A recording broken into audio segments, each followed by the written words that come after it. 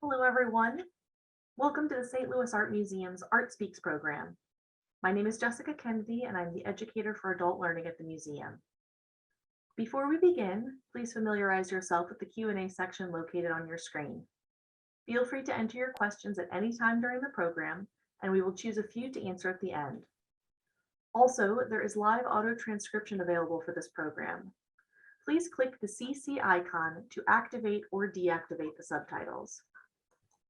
Today's program, Art on Display, is the third in a series of talks in conjunction with the exhibition Art Along the Rivers, a bicentennial celebration, which is now on view at the museum.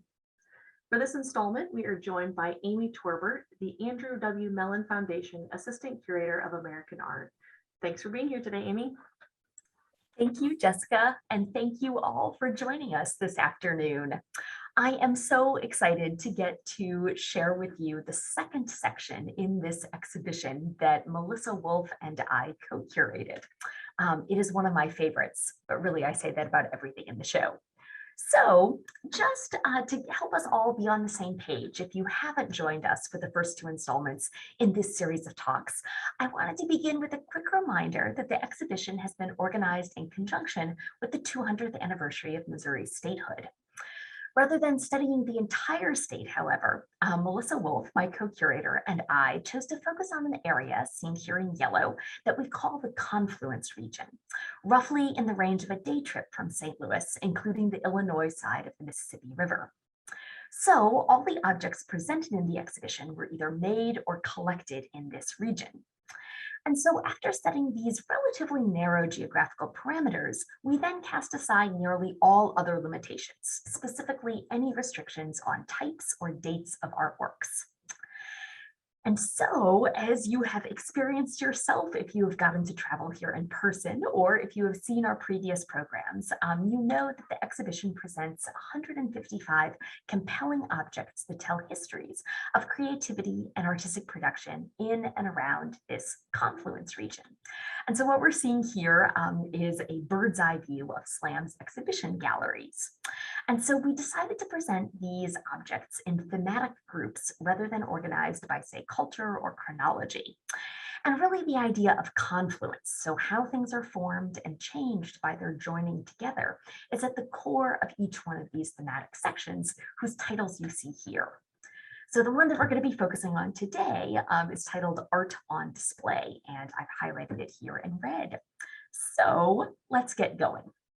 Unlike some of the other sections, there we go. Unlike some of the other sections of the exhibition, this one has a fairly narrow chronological and geographical range.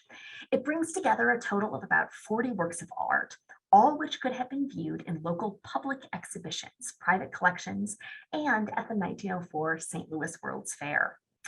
The whole section is arranged around two central questions.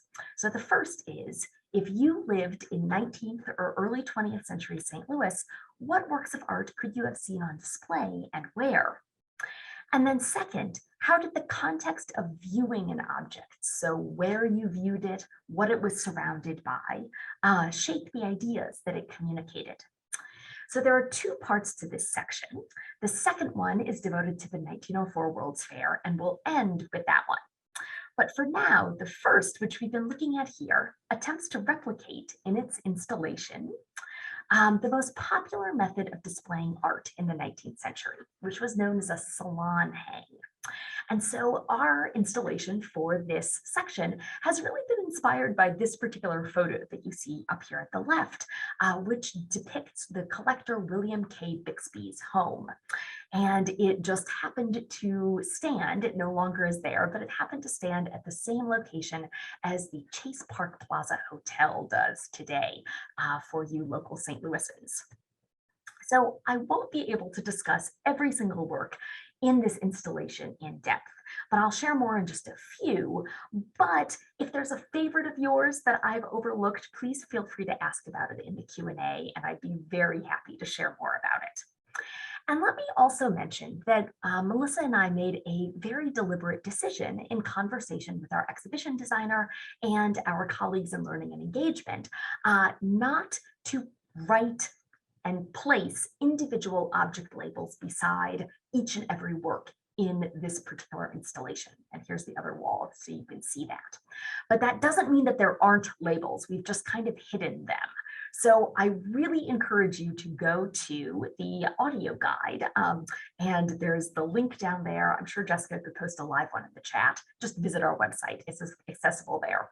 Because despite the fact that we call it an audio guide, it actually has a lot more stuff on it this time around for this exhibition, including full object labels for every single one of these things in this installation. So I encourage you to check that out. So let's get going. One aspect that we hope visitors will take away from this section is a sense of surprise at the quality and variety of works that were present in St. Louis in the early 19th century. And these two objects demonstrate that in, I think, the most exciting way. So the painting on the left was made in Italy around the year 1700. The print on the right was made in London around 1765. And both of them were included in a collection that was present in St. Louis in the year 1807. So it had been formed, put together by a man named Joseph Philipson, who became St. Louis's first permanent Jewish resident. He had built this collection with support from his family while he was living in Philadelphia.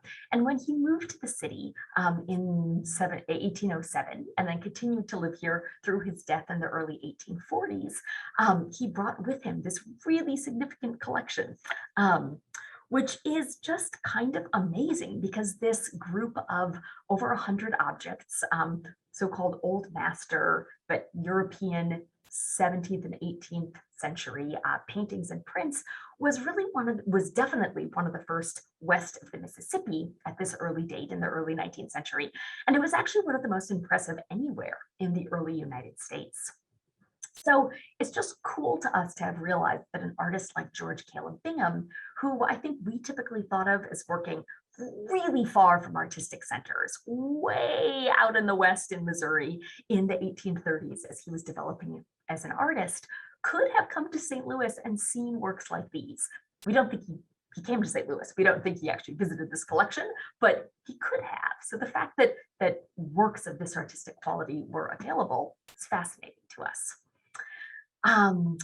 St. Louis residents and visitors in the early 19th century also could have seen significant collections of Native American art. So indeed, the first museum to open west of the Mississippi River belonged to William Clark, as in Lewis and Clark, and displayed his collection of Native artworks. So unfortunately, no works from this phenomenal collection have been identified with certainty. That is, these objects did not come from Clark's collection. But we feel it important to mention this fact, and also to mention the fact that collectors of more modest means and opportunities also formed collections of Native art in St. Louis, the starting place for travels further west and a locus of diplomatic engagement. So for instance, the Swiss dry goods merchant Lorenz Alphonse Schoch purchased this shirt and this shoulder bag during a visit to Kansas City and its environs. He then most likely brought these back with him to his home in St. Louis, where he resided from 1834 to 1838, and then eventually took them with him back to his native Switzerland when he left. And so, as you can see from these objects credit lines, we have borrowed them from Switzerland. So SLAM's curator of Native American art, Alex Marr, our colleague, selected this shoulder bag for the exhibition because it tells a history of Native American settlement in Missouri that is lesser known than, say, the movements of the Osage Nation or the Trail of Tears that cuts through kind of near Cape Girardeau. So the homelands of the Lenape Nation cover present-day Connecticut, New York, New Jersey, Pennsylvania, and Delaware. But in the early 19th century, they passed through the Confluence region as part of a forced displacement to far western Missouri and eastern Kansas. And then for this shirt on the left, 35 painted figures, and here is a detail, cover both sides of this outstanding work of art made by Plains artists working in North Dakota, South Dakota, that region of the country. Similar to Matotope's robe in the first section, which you might have heard Melissa Wolf discuss last week, it records enemies killed by the shirt's original indigenous owner. And it also records, just in really fabulous detail, I very much encourage you to get close and look at this object very carefully, this the specificity of each individual figure pictured. We love the fact that all of the figures, the artist has given them all 5 fingers very carefully, but even more significantly, these are individual people. So this figure, for instance, wears a striped shirt and carries, for instance, a powder horn and a bag. So we can then move on, if my PowerPoint will cooperate. Let's hope it does. There we go. To another work of art that tells the story of the person who owned it. So one of the most remarkable sculptures in the exhibition is this bust on the screen. It depicts James Peck Thomas, who was the wealthiest African-American man in Missouri in the 1870s. Earlier in his life, Thomas had been enslaved and worked as a barber for many years. After the Civil War, he built a financial and real estate empire with funds provided by his wife, Antoinette Rutgers Thomas. And so in order to commemorate his hard-won success, he selected the artist Edmaya Lewis, who we see in a photograph here on the left, who came from mixed Ojibwe and Afro-Haitian heritage. More significantly, she was the first professional African-American sculptor. And so she both visited St. Louis, she visited the Thomases and met them in person, and then returned to her studio in Rome, where she sculpted this bust of James Peck Thomas, which she then shipped back to St. Louis. So none of this exhibition, and I'm really not exaggerating when I say that, would be possible without the work of SLAM's Department of Dedicated Conservators, so the art doctors, if you will, who care for the works themselves.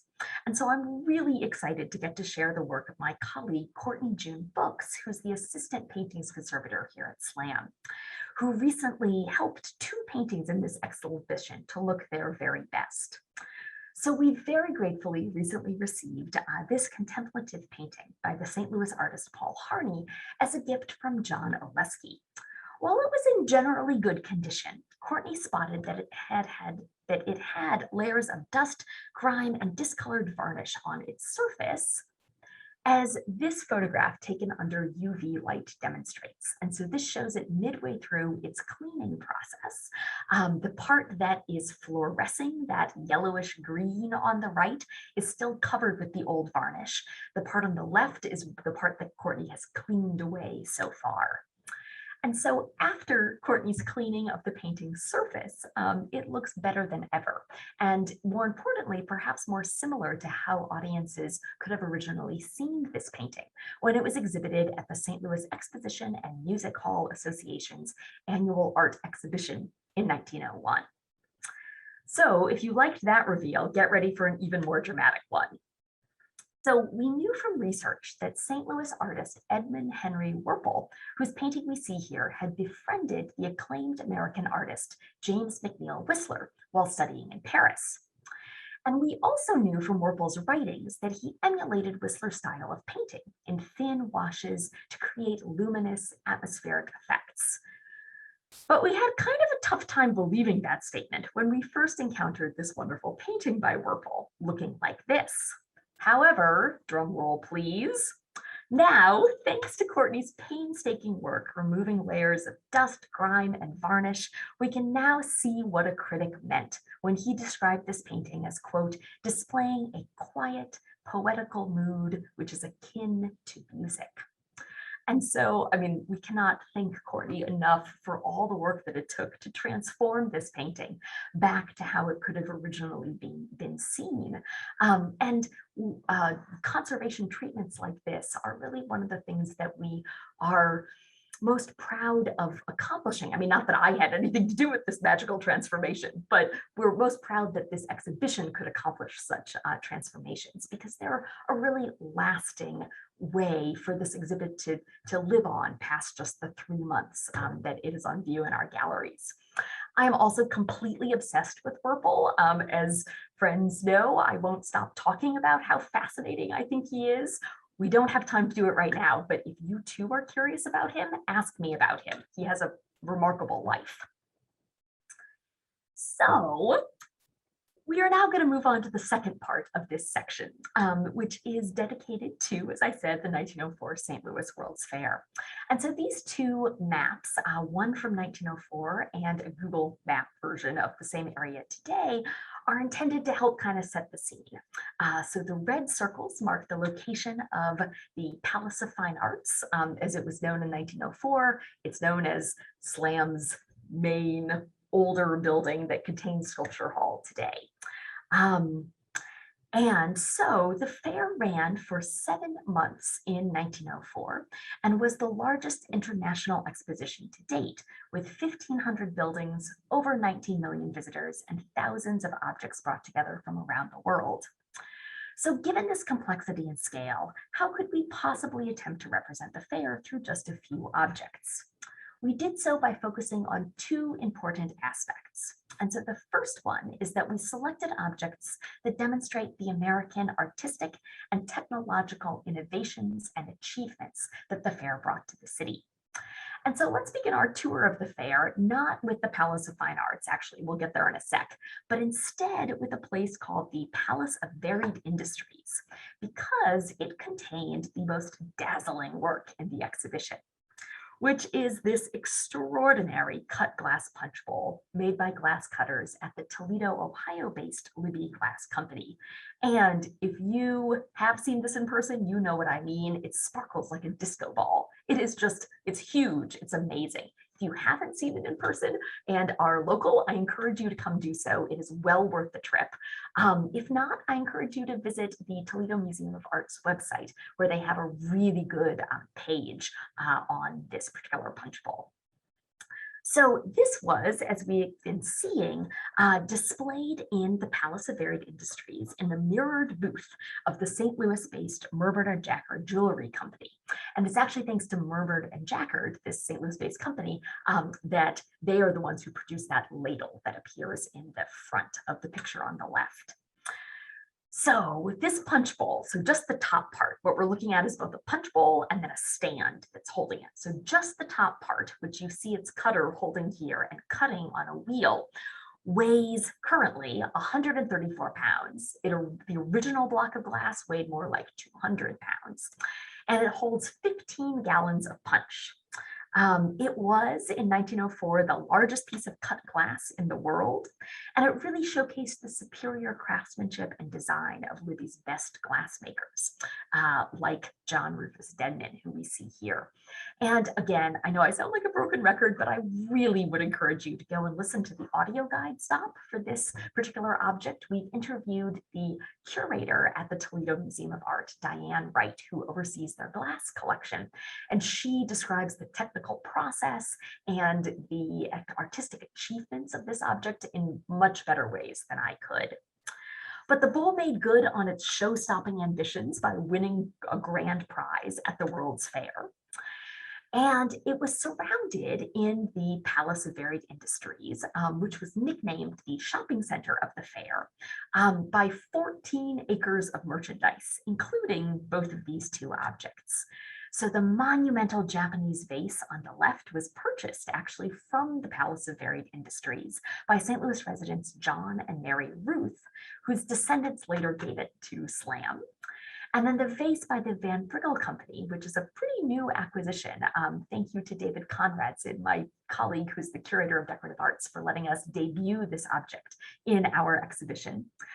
So this vase was available for sale in a neighboring booth, which showcased its designers' innovations in the most up-to-date style of arts and crafts pottery. So only 2 buildings have outlasted the fair. The Flight Cage, now part of the St. Louis Zoo, it's aviary, and of course the Palace of Fine Arts, which is now SLAM. But one thing that always struck me as really interesting that I hadn't fully realized before starting to work on this exhibition is that the building that we now know as our Cass Gilbert designed building was actually one of only there were four buildings that made up the Department of Fine Arts at the World's Fair. Our building was intended from the very beginning to be permanent. It was built in brick, other permanent materials. And that's really thanks to Halsey Ives, who was the director of SLAM's predecessor and also named chairman of the fine art department at the fair. And so he was very savvy in saying, I think the city needs a new, bigger art museum. Why don't we build that as part of the fair? And then it will continue on afterwards. But the pavilions on either side, so the East Pavilion, the West Pavilion, and the Sculpture Pavilion, were always intended just to be temporary. And so on the left, you can see in this postcard a sense of really this sprawling complex of fine arts at the fair. So they, in total, presented really the best of global contemporary art in 1904. In some, the displays in these buildings contained 11,000 works of art made by nearly 1,500 professional artists from 26 countries. And they were praised by critics for the whole display was praised for its, quote, wide territorial range, and was described as the, quote, most truly representative exhibition that has yet been made. And so works by Japanese artists, such as the scroll that SLAM recently acquired, were installed in the West Pavilion alongside Japanese ceramics, metalwork, lacquerware, and textiles. The Palace of Fine Arts itself was dedicated to the United States installation, as I hope you could see in this map, which included paintings by the renowned contemporary American artist Winslow Homer. And so devoted visitors to SLAM's permanent collection galleries of American art, the painting by Winslow Homer that you might bring to mind is SLAM's 1871 painting, County School, so made not at the very beginning of Homer's career, but much closer to the beginning of it. During the last 25 years of Homer's life, he devoted himself to observing the moods of the sea and translating them into profoundly dramatic compositions. And so Homer proclaimed this particular work as, quote, the best picture of the sea that I had made. And the fair's jury agreed, awarding it a gold medal. Collector William K. Bixby, whose house we saw a couple slides ago, then purchased the painting directly from the fair and hung it in his St. Louis home. I have to admit I'm kind of mad at Bixby because he then sold this painting 10 years later for reasons that I can't even begin to explain or understand. Maybe tastes change, I don't know. But we are very grateful to our colleagues at the Cleveland Museum of Art for allowing us to borrow back this painting and bring it back to St. Louis. Leading American portraitist Cecilia Beaux also won a gold medal for her painting The Dreamer, which depicts Beau's friend Caroline Kilby Smith, who regards her viewers with a direct gaze. The portrait exemplified, as a critic said, the perfection of modern technique with its confrontational figure, flattened space, loose brushwork, and abstract interior. And I have to say, it's hard to see in any reproduction, but if you come and stand in front of this painting, there's a lot more going on in the background than you might initially think. There really is kind of an interior scene sketched out back there. This work was one of Beau's best known paintings due to its frequent appearances in juried exhibitions from New York to Paris.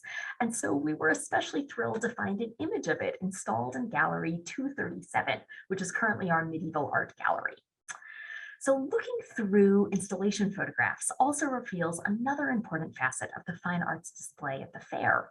It was the first time ever that a World's Fair had included the decorative arts and Native American arts in its official fine arts display. And though this detail that I've pulled from the view of Gallery 234, which is one of our PDP galleries now, is a bit blurry, I hope you can make out the integration of the decorative arts within a case surrounded by paintings. And so the inclusion of the decorative arts was entirely thanks to Halsey Ives, who was SLAM's first director. And so as the head of the fine arts display at the fair, he believed, and just for the sake of time, I'm not going to read that quote, but you can at the top of the screen, he really deeply believed that all works of art were worthy of study. And so he also categorized Native American artworks, such as this basket made by an artist from the monoculture in California, as fine art and installed them in the Palace of Fine Arts for the first time ever. And so our identification of this particular basket as being as one that was displayed in SLAM's building is entirely thanks to my colleague, Alex Marr. So from our current point of view, we can celebrate the perspective that led the organizers of the fine arts display to take steps towards challenging Eurocentric cultural prejudices against Native American artworks. Unfortunately, these objectives did not carry throughout the entire fair. In other displays, fair officials upheld and strongly reinforced these damaging beliefs. And so nowhere was this more clearly demonstrated than the Philippine Reservation. Its location is shown in the red circle at the left, and then in a more detailed rendering at the right. And so these locations are roughly today for locals, the Damun neighborhood. So like where Caldy's Coffee is or the Concordia Seminary. So the Philippine Reservation, as we can see in the image on the right, comprised 130 different buildings spread across 47 acres and was described as a fair within the fair. And so in sum, all of its parts were designed to introduce Americans to the Philippine Islands, which had been acquired as a colony by the United States in 1898. But far from being a celebration of Filipino culture, and cultures to be more accurate, the reservation attempted to present Filipino peoples as uncivilized, and I'm very much making scare quotes right now, to justify their colonization by the United States. So as Melissa and I began to research this section of the exhibition, we knew from the very beginning that we wanted to include this work, which is known in total as Block Out the Sun. And it is made by the Filipino-American artist Stephanie Cihuco because it addresses the history of the Philippine Reservation with such clarity and such care, really, to think about how we should be discussing this history today. So fair organizers had brought more than 1,200 Filipino people to St. Louis to perform as living exhibitions in recreated villages on the Philippine Reservation. So in Block Out the Sun, Cihuco photographed her hands obscuring the faces of Filipinos in images taken at the fair. And she did so to tell a different story about how we view other cultures, both then and now. So the photographers who took these images in 1904 believed that we could learn something essential about an individual or a culture just through studying a photograph. And so anthropologists, tourists, just kind of general reporters, you name it, spent time on the Philippine Reservation photographing its inhabitants, its performers. And then many anthropologists used those photographs to make taxonomies of peoples and to say that this group of people from the Philippines are far more civilized than that group of people from the Philippines. I probably don't need to say how completely incorrect and wholly damaging, traumatic, really, these assertions were both then and continue to be in a lot of ways. And so Cihuco writes and actually says in the interview on the audio guide that I encourage you to listen to, that she saw this work as a way for her to talk back to the archive. She had been in St. Louis in connection with the exhibition, her solo exhibition that took place at the Contemporary Art Museum in 2019. She spent a few weeks here studying local archives and these particular photographs in local archives. And so this installation, this project is really her way of figuring out how to talk back to those archives. And to challenge the power of this so-called anthropological gaze, this idea that we can learn something crucial about a person just simply from looking at a photograph of them. So, as I had mentioned, we knew from the beginning that we hoped to include Cihuco's work here, and we are so grateful to her for allowing us to do so. But then we had to figure out what other stories we wanted to tell about Filipino artists at the fair. And so, for example, the reservation had a fully fledged fine art gallery. It wasn't obviously part of the fine arts display that took place in Slam's building, but it existed nonetheless. And so about 120 paintings and sculptures made by Filipino artists were on display there. But those were restricted only to those made by artists working in European derived styles. And so we certainly could have included a work that had been displayed in the gallery there. Although I know my colleagues in registration and exhibitions and installations are very grateful that we didn't want to borrow this 25-foot long, wide painting that was exhibited there. So we could have not borrowed that big one, but another one. But instead, we wanted to celebrate equally accomplished Filipino indigenous artworks.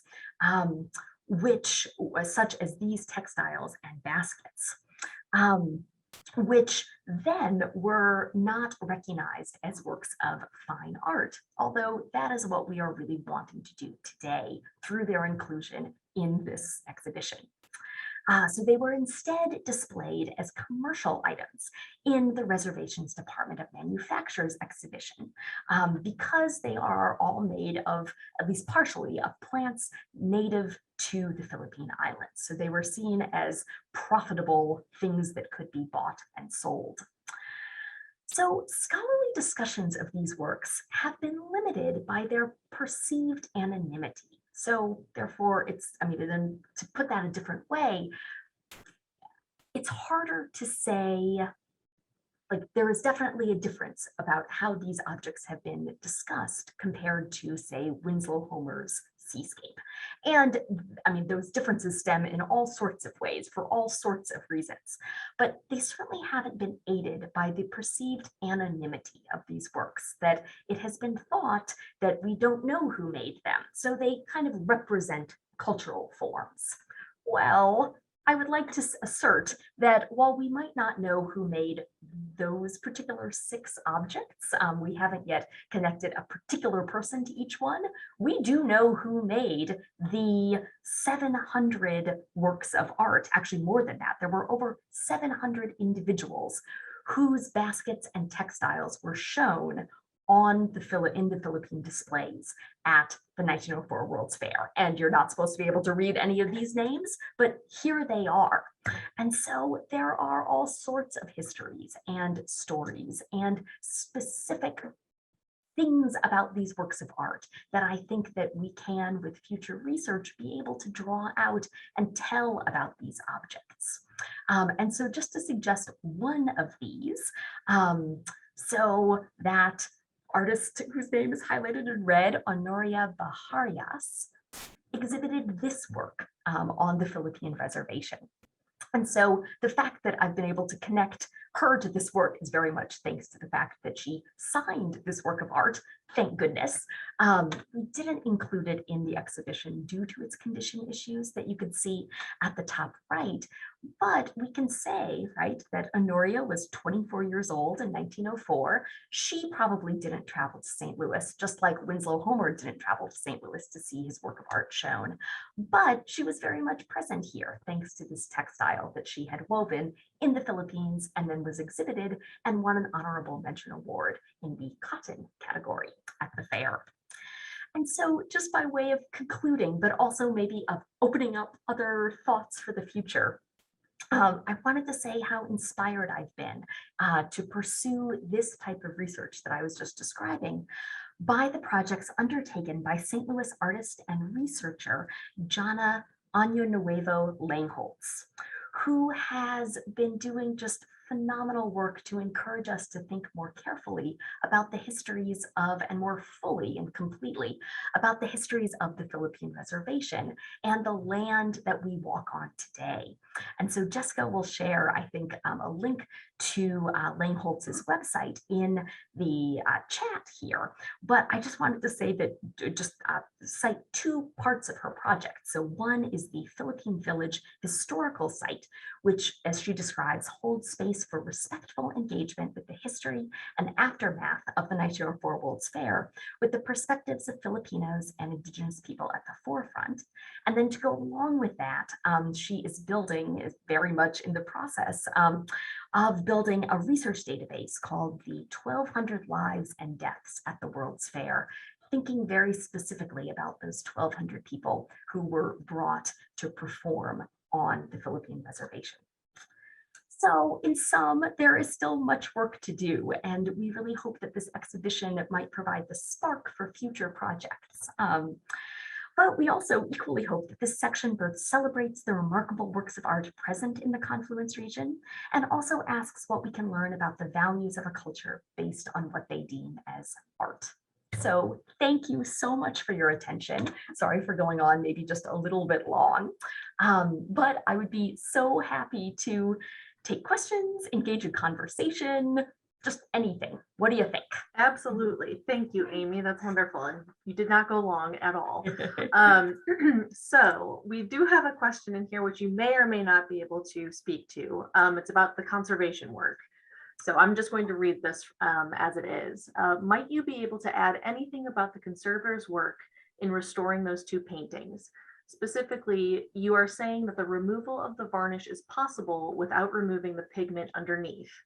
And those more intense colors revealed underneath after the varnish is removed are really readily available to be seen without painting onto or altering the original pigments. So I guess the question Absolutely. is it possible to just take that varnish off without altering the actual pigments that we're now seeing? Yes, so I'm going to call out Tom Evola, who asks always the best questions. But your phrasing of that, what Jessica read, is a really good, careful one. Thank you. You're exactly right. So let me start off by saying that, right, I am not a conservator. I am in awe of my conservation colleagues. So Courtney could really be able to answer these questions, but yes, to everything you just said. So there were just a number of layers that had built up over the surface that you are seeing on the right. And so, yes, it was, so this treatment, I think, I really wish Courtney were here to tell me if what I'm saying is right. So this treatment, there we go, was, I think, a more straightforward one. Like the varnish came off a little bit more easily. So then this one, which took just hours and hours and hours of careful removal. But what you said, that those more intense colors are there, readily available to be seen after you take off all the stuff on top, is basically correct. So Courtney certainly did not add anything back to these. She did add on after having taken off all the dirt and varnish, she then added on a new layer of varnish, which definitely adds the depth. And I'm gonna stop talking there. Varnish is good if it is clean, or if it is new. Varnish is not good if it is old. I'm sure Courtney is out there rolling her eyes. And this demonstrates why she should be with me when I'm trying to talk about conservation things. Well, you also have to think too, just like how many people smoked indoors and all of the coal and I mean, there's a lot of other factors too that I'm sure contributed to making it dirty, so to speak, right? Yes, exactly. Yeah. Okay, so we have a few other questions here. Thank you for a very clear and informative presentation about this section of the exhibition. Your deep knowledge and passion for the content comes through beautifully. Did your work on this exhibition lead you to think of / envision other exhibitions and projects that you might like to pursue in the future? Oh my goodness, what a lovely question. Every curator likes to be asked that question. So yes, so just because we happen to be on the Whirlpool slide, unless somebody asks me to go into Whirlpool, I won't go crazy about him, but he is fascinating. And so he is somebody, honestly, I kind of worry that an exhibition of 30 of his paintings might get a little one note. 10 of his paintings, phenomenal. 30, 40, but I would love to think about I mean, he just has a really interesting life, his connection to Whistler. He's seen as like part of the birth of modern orthodontia. His father absconded to Mexico after embezzling money from a bank. Anyway, Oh. it goes on and on. Wow. Anyway, so some project with Whistler and Werpel. I mean, quite honestly, I kind of worry about putting them next to each other, that Whistler's paintings will just blow Werpel's out of the water. But, thinking about stories of, so Werpel, let me also mention. Now I'm just telling you all that I know about him. So let me also mention that he was I think still is the professor at Washington University that has served for the longest period of time. So he was on the WashU faculty for 58 years. Wow. And somebody can correct me if that's wrong, but if it's not the longest now, it's like way up there. So he had a really long, deep connection to St. Louis. And so something about the early 20th century art world in St. Louis with Werpel at the heart of it, definitely interested, like very nerdy.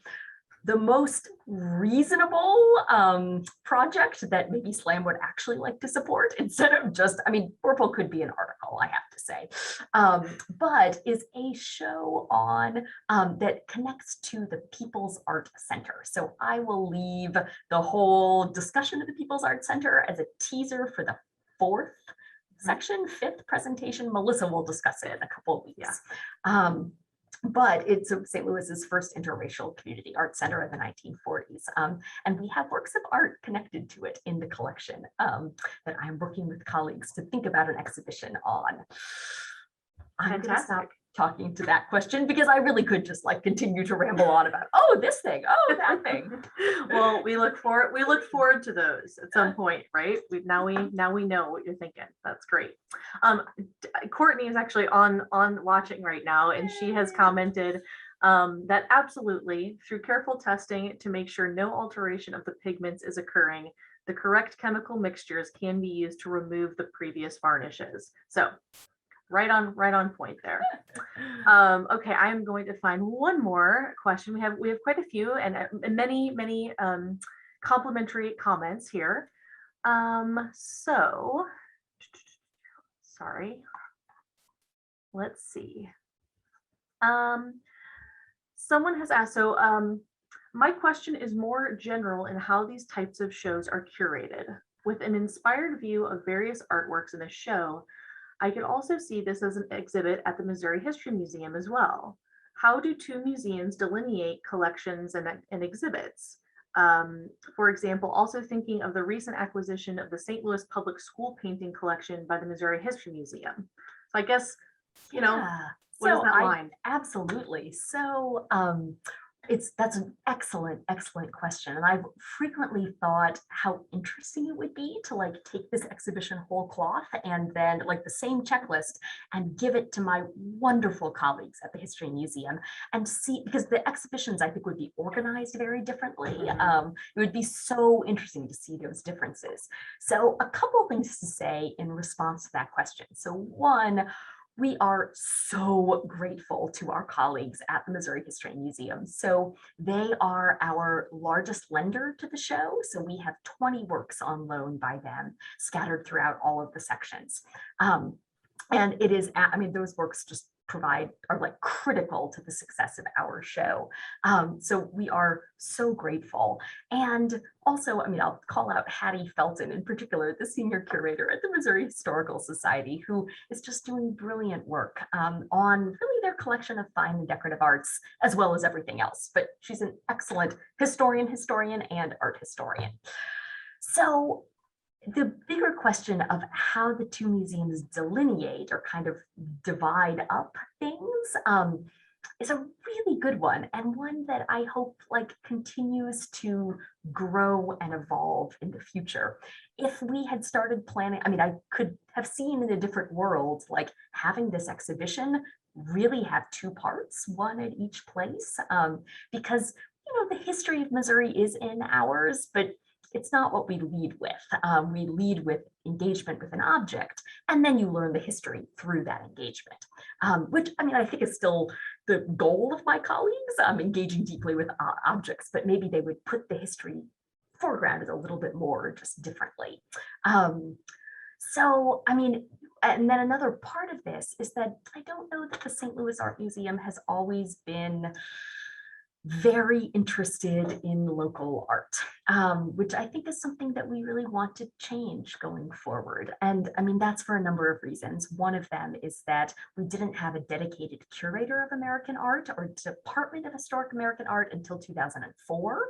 And so that doesn't mean that we didn't collect American art, we certainly did, but there wasn't kind of that like sustained focus on it day in and day out at the museum. Um, and and then maybe just a desire in the past to like really build our international profile, which is not something that we want to change, right? We are very proud of that international profile and the types of loans that we can bring and the types of shows we can bring thanks to it. But I think, I mean, really taking inspiration from our new director, Min Jun Kim, I think that we really want to be working more collaboratively with our neighbors in all sorts of ways going forward. Yeah, great. Well, thank you so much, Amy, and thank you to everyone who joined us today. Each of the programs in this series will take place on the next 3 Thursdays, starting at noon. And next week, again, Amy will join us to speak about art and production, which is the next section of the exhibition. Also, on Tuesday, October 26th at 7 p.m., curator Simon Kelly and Hannah Clem will be in conversation with abstract artist Oliver Lee Jackson, whose artwork is currently on view at the museum. So I encourage you to register for those programs and more at slam.org/events. And thanks again, Amy, and have a great day. Thanks all.